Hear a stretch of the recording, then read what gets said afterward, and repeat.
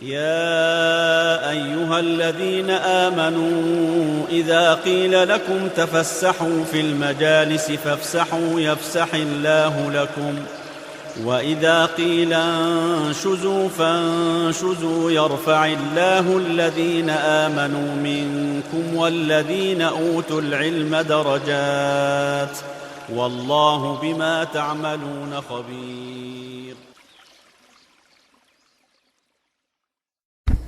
Bismillahirrahmanirrahim.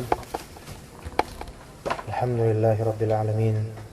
Wa bihi nasta'in ala umuri dunya waddin.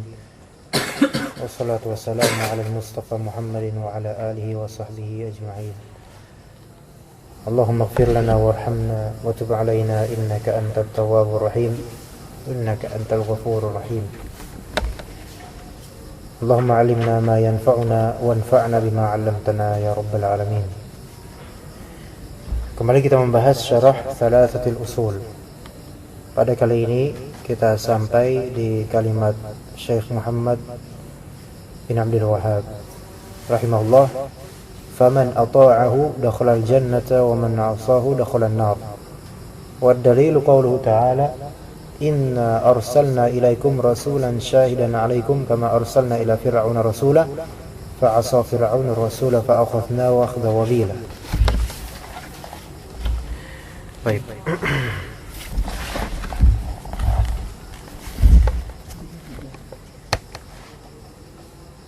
32. Faman ata'ahu dakhala al-jannah. Ini kisahnya masih berkisar tentang pengutusan Rasul kepada kita, barang siapa yang mentaati Rasulullah. Iya. Maka barang siapa yang mentaati Rasulullah, masuk surga. Dan barang siapa yang durhaka padanya, masuk neraka. Kita katakan durhaka tidak hanya pada orang tua, tapi juga bisa pada Rasul. Dan segala macam yang namanya maksiat, arti Indonesianya durhaka sebenarnya. Melanggar peraturan itu durhaka. Dan Rasulullah SAW didahulukan dibandingkan dengan orang tua. Dinomor pertamakan dari semua jiwa, bahkan dari diri kita sekalipun. Ya. Makanya Rasulullah SAW pernah berkata, "La yu'minu ahadukum hatta yakuna hawahu taba'an lima ji'tu bih." Ya. Tidak sempurna keimanan kalian sampai hawa nafsunya itu, keinginannya itu mengikuti terhadap apa yang aku didatangkan dengannya, yaitu Al-Quran dan As-Sunnah. Seringkali Al-Quran dan As-Sunnah itu bertentangan dengan nafsu kita. Dan ketika hawa seseorang mengikuti selaras, mencocokkan kepada Al-Quran dan As-Sunnah, maka dialah orang yang muflihun. Ya qad aflahal mu'minun, telah beruntung orang-orang beriman. Disebutkan karakter-karakternya oleh Allah Subhanahu wa taala. Dan semua karakter itu adalah karakter yang melawan hawa nafsu. Ya. Inna nafsa la'ammaratun bisu'. Ada jiwa dari kita itu yang menunjukkan kepada keburukan. Misalnya farj kita, kemaluan kita, ya, dijaga baik sebelum punya istri atau setelah punya istri, tetap fitnah itu tetap ada. Nah, kemudian Rasulullah SAW juga menyebutkan, "La yu'minu ahadukum hatta akuna ahabba ilaihi min walidihi wa walidihi bahkan wan nasi ajma'in." Tidak sempurna keimanan seorang dari kalian sampai aku itu lebih dia cintai daripada orang tuanya, anaknya, dan dirinya sendiri. Kaum muslimin, para sahabat di zaman Nabi, mereka rela mengorbankan harta, darah, dan nyawa mereka demi ketaatan kepada Rasulullah sallallahu alaihi wasallam. Nah, betapa kita ini belum seberapa pengorbanan yang kita lakukan demi Islam, li'ala kalimatillahi ta'ala dan li ta'ati Rasul. Belum seberapa. Iya. Karena ketaatan kepada Rasul dan mencintainya itu tidak hanya pada aspek mempelajari sirah atau sunnahnya, melainkan mengamalkan. Waalaikumsalam warahmatullahi wabarakatuh. Mengamalkan sekalipun berat. Ya, sekalipun berat. Dan memang mengamalkan Islam dengan benar itu Allah itu berat. Mungkin di beberapa poin ringan karena masyarakat menyetujuinya, tapi di poin lain berat karena masyarakat menentangnya, atau karena hawa nafsu kita, atau karena istri kita beda, atau dan seterusnya, banyak halangan. Tapi ini semua fitnah, ujian. Ya. Kata Allah Subhanahu wa taala di surat Al-Ankabut, Alif Lam Mim. Ya, ini ahasiban nas an yutraku ay yaqulu amanna wa hum la yuftanun. Apakah manusia mengira mereka itu akan ditinggalkan pas saat mereka bilang kami beriman sedangkan mereka tidak diuji? Ya, di surat Al-Ankabut awal-awal. Itu menunjukkan bahwasanya justru orang yang beriman kepada Allah dan Rasulnya itu lebih besar ujiannya. Ya. Ahasiban nas ayutraku ayyaqulu amanna wa hum la yuftanun. Ya, apakah manusia mengira mereka akan dibiarkan begitu saja berkata saya beriman, cinta Rasul, cinta Allah, tetapi tidak terkena fitnah, tidak terkena ujian? Enggak. Ya. Siapapun yang memegang bendera la ilaha illallah Muhammad Rasulullah, siapapun yang berusaha ikhlas bertauhid sekaligus mengamalkan apa yang Rasulullah contohkan, siapapun itu, dimanapun itu, kapanpun itu, selalu akan menghadapi rintangan yang penyelenggaraan amalan tersebut dari segi batin dan zahir, dari segi ikhlas dan ittiba, itu dimanapun penyelenggaraannya itu selalu ada yang menghalangi. Sehingga kalau misalnya kita taat kepada Allah dan Rasulnya, di sini konteksnya berbicara tentang taat kepada Rasul, rewardnya itu dakhalal jannah. Ya, dakhalal jannah. Karena Allah Subhanahu wa taala memberitahu kepada Rasul, dan Rasul mengabarkan kepada kita dengan sabda beliau sallallahu alaihi wasallam, ala inna sil'atallahi ghaliyah, ala inna sil'atallahi al-jannah. Ketahuilah sesungguhnya sil'ah itu barang dagangan yang akan diberikan kepada pembeli. Ya kan? Itu sil'ah. Ya. Benda atau hal yang seolah-olah di sini perdagangan yang Allah perdagangkan itu ghaliyah, mahal, enggak murah. Dan kita tahu kalau ada barang mahal, untuk menggapai dan memilikinya itu tentu beda sikap kita terhadap hal yang murah. Sil'atullahi ghaliyah, ala inna sil'atullahi jannah. Sungguhnya sil'ah Allah yang diperdagangkan oleh Allah kepada kita hamba Allah adalah jannah. Nah, sehingga kita harus memberikan fidyah berupa amal-amal soleh. Gimana kita membayarnya? Dengan amal soleh. Maka Allah akan mengganjarinya dengan hal yang lebih mahal daripada apa yang kita lakukan. Ya. Dan Allah Subhanahu wa taala Ghaniyyun Hamid. Allah Maha Kaya, sehingga kalau kita minta seberapa besar pahala, Allah punya itu. Ya. Dan isim Allah Ghani menunjukkan Allah tidak butuh. Lawan dari Ghani kan kafir. Fakir, astagfirullah. Fakir. Lawan dari Ghani adalah fakir. Lawan dari Ghani adalah fakir. Ghani itu sebenarnya pihak yang tidak membutuhkan. Sedangkan fakir, kenapa disebut fakir? Karena iftiqarnya, karena membutuhkannya. Ya, sekarang kita membutuhkan Allah dan kita membutuhkan keselamatan dunia dan akhirat, terutama akhirat. Maka jalan keselamatan itu ada dengan ittiba'us sunnah, Yang sekaligus kalau seseorang ittiba'us sunnah, dia juga harus berusaha ikhlas. Ya, jangan hanya ittiba'us sunnah tapi tidak ikhlas. Mungkin saja seseorang muttabi'us sunnah dalam artian zahirnya, tata caranya sesuai sunnah, tapi ikhlasnya tidak. Sehingga ada rasa kemudian ujub, merasa khalas, benar semuanya apa yang dilakukan oleh dirinya. Masya Allah, ini berhati-hati dengan ghurur seperti ini. Ya, ini berbahaya. Ini bisa lebih buruk daripada kebid'ahan. Bisa saja lebih buruk daripada kebid'ahan. Riya, tidak ikhlas, bisa lebih buruk daripada kebid'ahan. A'udzubillah minasyirik. Ya. Dan Allah Subhanahu wa taala telah menyebutkan dengan kalamnya keutamaan-keutamaan taat kepada Rasul. Seringkali Allah sandingkan keutamaan taat kepadanya dengan keutamaan taat kepada Rasul. Dan juga Rasulullah SAW juga telah mengabarkan tentang beruntungnya orang-orang yang taat kepadanya. Ya. Tapi itu muqaddimah. Faman ata'ahu dakhala jannah. Barang siapa yang taat kepada Allah, kepada Rasulnya, masuk surga.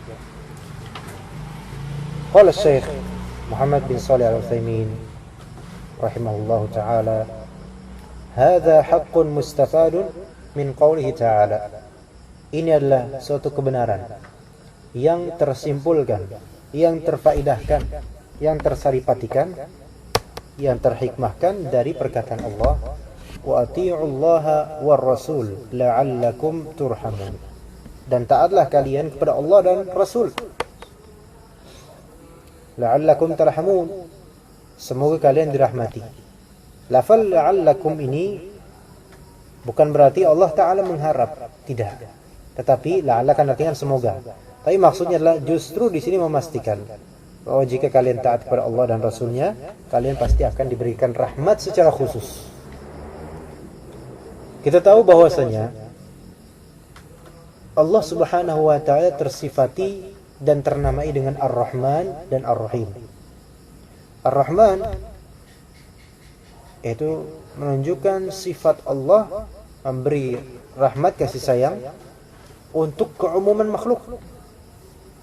Sedangkan Ar-Rahim khusus untuk orang-orang beriman, terutama di akhirat. Nah, jadi kalau kalian taat pada Allah dan Rasulnya, kalian dirahmati. Pertanyaannya, bukankah binatang pun dirahmati? Dirahmati oleh Allah. Bukankah orang kafir juga dirahmati? Dirahmati oleh Allah. Mereka diberi makan, minum dan seterusnya. Nafas. Semua itu adalah rahmat Allah. Lah, terus gimana? Kita disuruh taat kepada Allah, taat kepada Rasul, supaya kita dirahmati. Tapi orang yang gak taat kepada Allah dan gak taat kepada Rasul, kok dirahmati juga? Itu pertanyaan.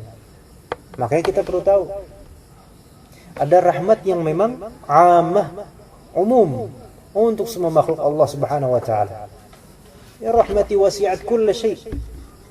Rahmatku, rahmat Allah Subhanahu wa taala meluas segala sesuatu.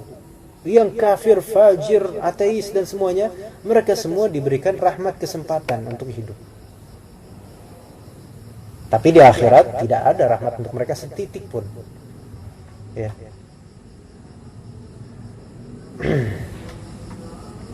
Adapun rahmat yang khas untuk orang-orang beriman, untuk orang-orang yang mereka berpegang teguh kepada kalamnya dan kalam Rasulnya, utusannya.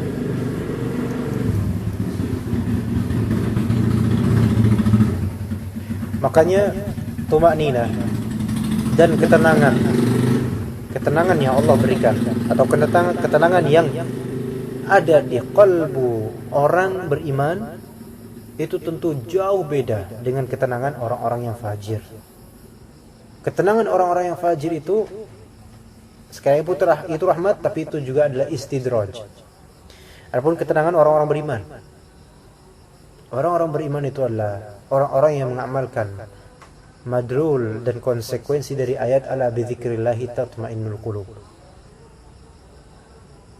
Di sini Allah tetapkan, ya, ala bidzikrillahi tatmainnul qulub, dengan zikir, dengan mengingat kepada Allah.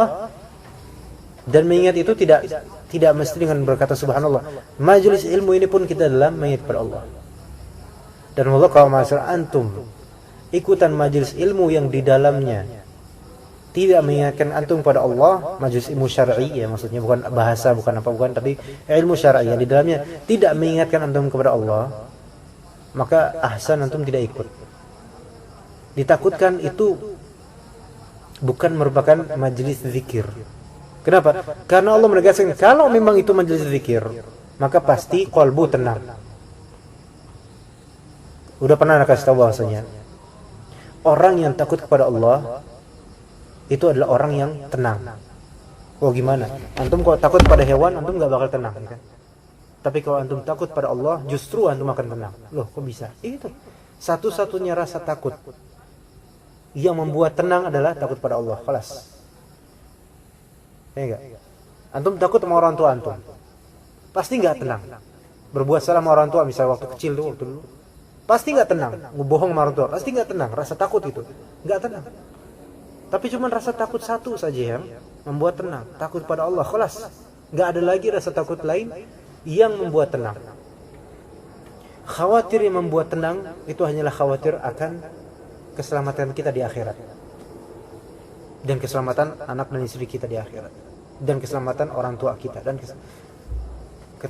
kekhawatiran yang membuat tenang itu khawatir, tapi khawatir yang membuat tenang adalah khawatir akan gimana kita nanti di akhirat. Tapi bukan sekadar khawatir, dia akan tenang ketika kekhawatiran itu berbuah amalan.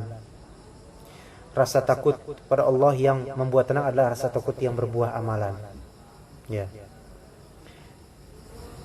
Tapi jadi ini rahmat khassah. Dengan segala fitnah dan ujian dunia, Allah Subhanahu wa taala tetap menjayakan Islam. Tetap membuat orang-orang Islam itu tetap eksis. Sekiranya agama yang diperangi sebegininya adalah agama non-Islam, Kristen, Yahudi, sebegininya diperangi, pasti hancur itu agama. Bahkan orang Kristen yang tidak diperangi pun agamanya perlahan-lahan mulai ditinggalkan oleh penganutnya. Antum tanya, tahu apa mereka tentang agama? Ya, tahu apa tentang agama? Banyak yang memang malah memerangi agama karena jelas bagi mereka kebobrokan pastor-pastor dan rabi-rabi dan pendeta-pendeta Syiah, tahu mereka kebobrokan itu. Mereka meninggalkan itu agama, tapi mereka masih memakai KTP ya, Kristen dan semacamnya. Jadi alhamdulillah kalau Allah berikan kita rahmat berupa itminan al-qalb dengan zikrullah. Ya. Maka alhamdulillah sekiranya misal kalau kita bisa menyampaikan atau disampaikan kepada kita di kajian-kajian, kita berada di dalamnya yang mengingatkan kita kepada Allah sehingga hati ini lebih tenang. Kalaupun kita khawatir akan hari akhirnya, maka itu yang membuat kita lebih tenang. Ya. Jadi tadi apa? Rasa takut yang memberikan ketenangan, rasa takut kepada Allah. Kekhawatiran yang memberikan ketenangan adalah kekhawatiran kepada hari akhir. Man kana yu'minu billahi wal yawmil akhir. Yu'minu billahi wal yawmil akhir. Selalu diulang-ulang ya kan? Kenapa? Karena disitulah kita harus takut kepada dua itu saja. Kita harus khawatir kepada hari kiamat saja. Jangan khawatirkan tentang masalah finansial dunia. Ya, taib, kita perlu memang dunia.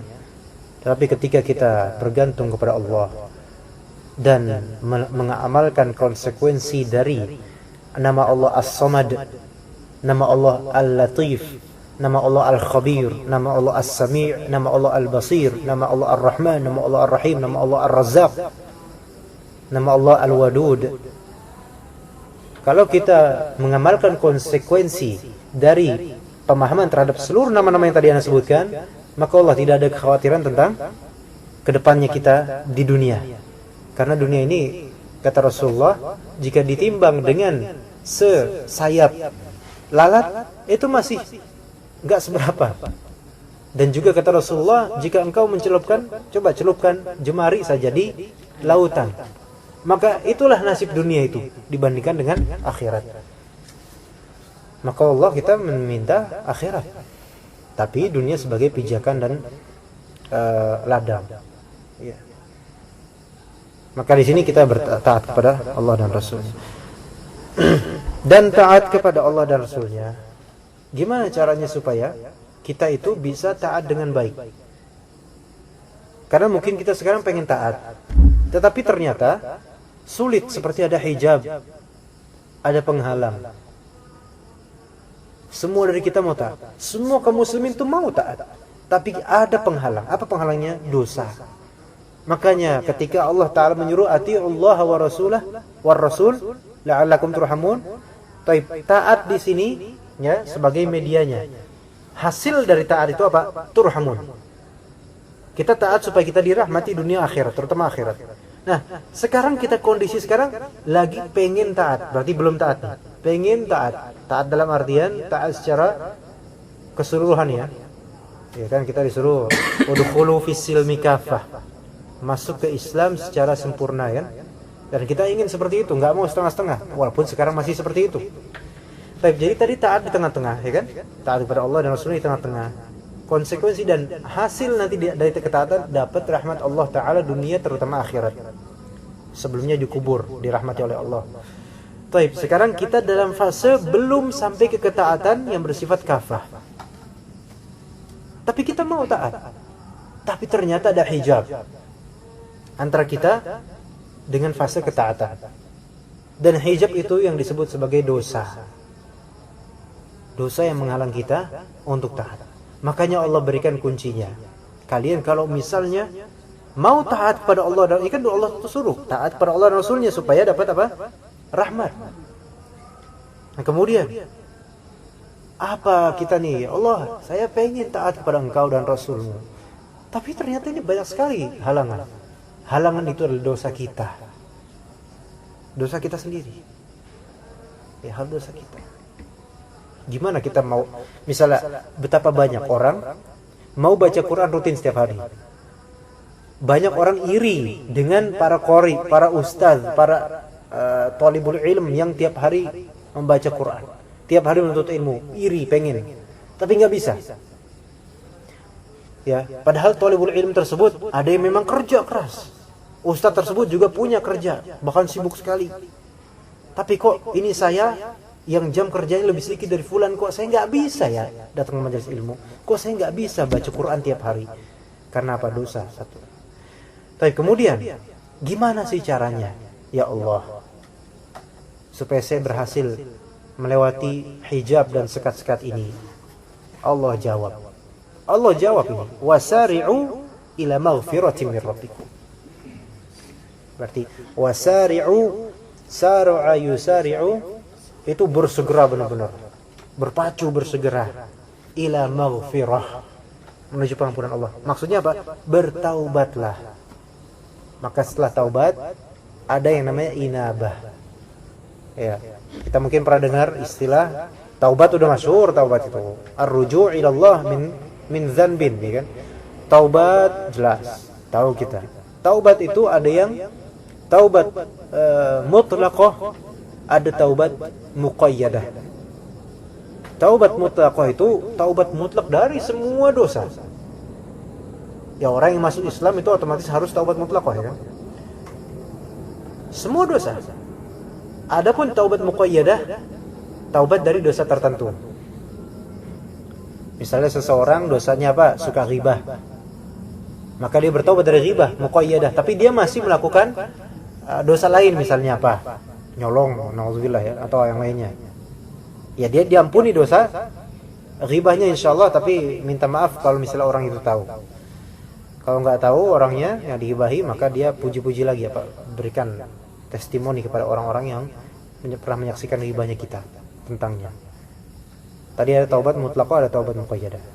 Tapi ala kulli hal, wasari'u ila maghfirah min rabbikum. Bersegeralah menuju ke pengampunan Rabbmu. Ternyata selama ini hijab, penghalang istiqomahnya kita itu bukan orang lain, bukan, tetapi dosa kita. Maka Allah berikan kuncinya, wasari'u ila maghfirah. Kita bertaubat. Jadi gini, taubat itu bukan tujuan. Taubat itu wasilah. Wasilah itu berarti pengantar, muqaddimah. Loh, terus tujuannya apa? Tujuannya inabah. Inabah itu apa? Inabah itu adalah amalan baik setelah kita bertaubat. Ya. Kita itu bertaubat, tujuannya bukan sekadar bertaubat.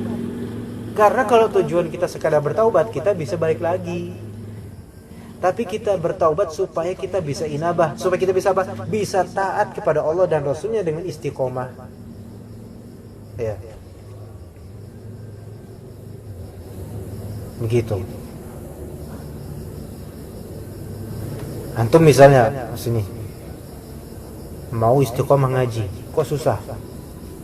Kadang telat, kadang maksudnya telat bangun, telat nggak bisa.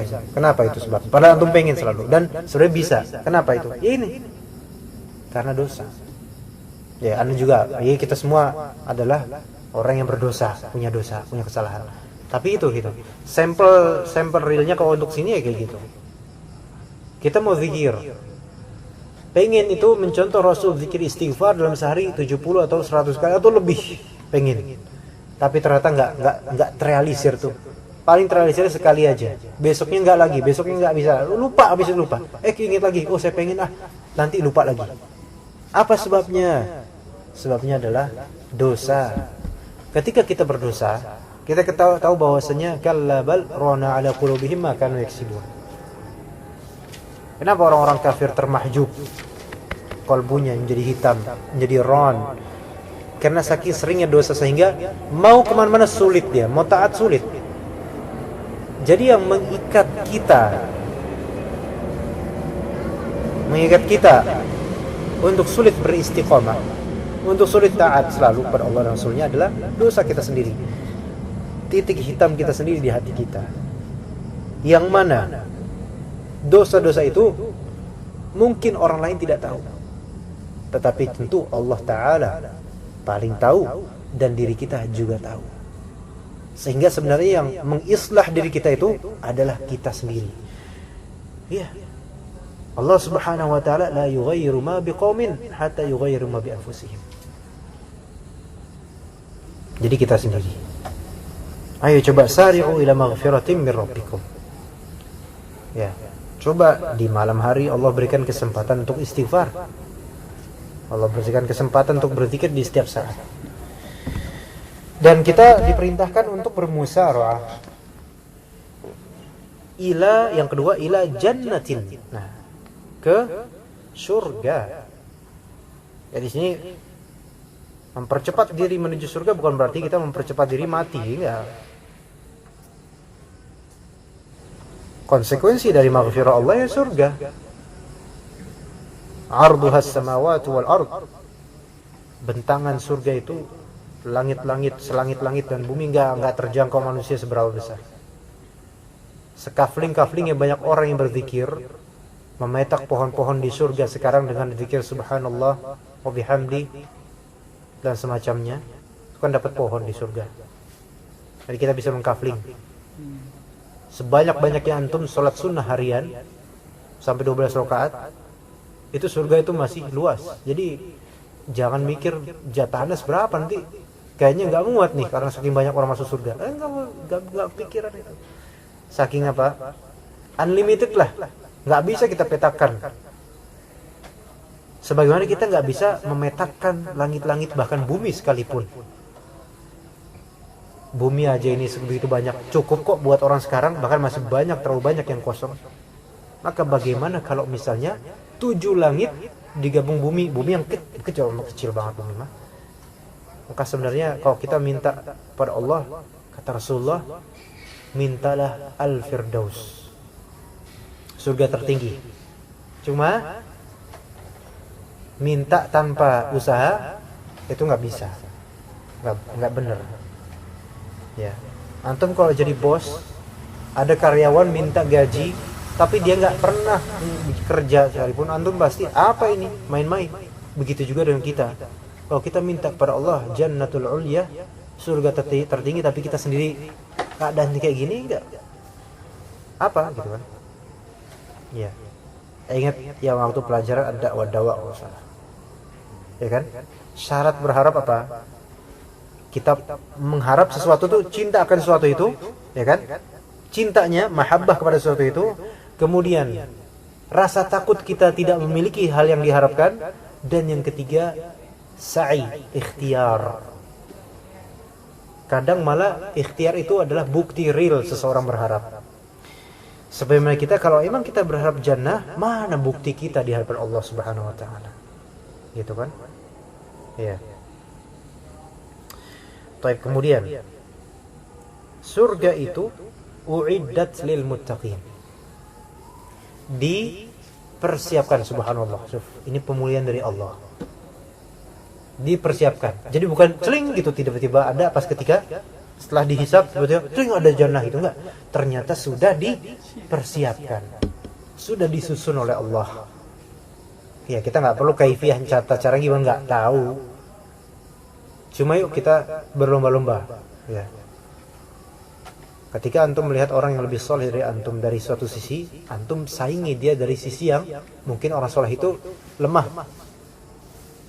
Iya. Mungkin dari sisi zikir.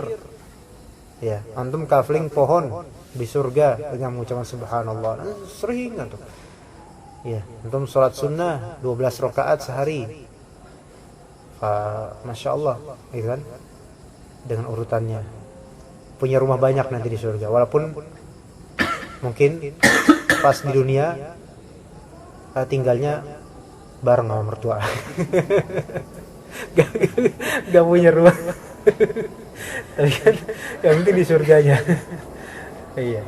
Ala kulli hal. Bisa saja seorang hamba itu di dunia itu Allah berikan ujian kemiskinan. Namun ternyata dia orang yang paling tajir di akhirat. Iya. Iya, ribahnya jauh.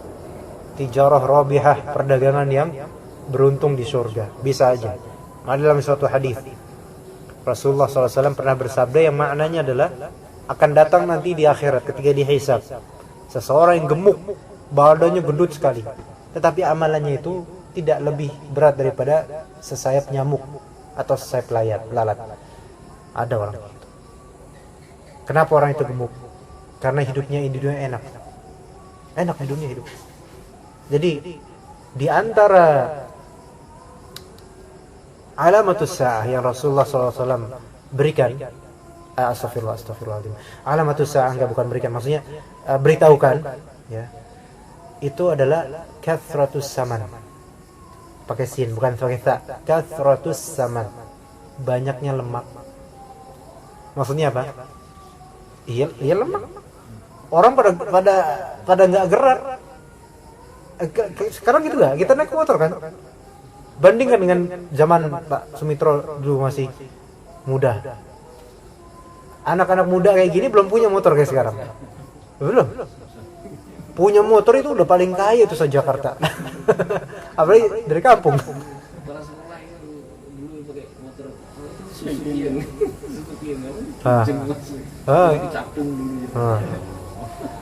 Iya.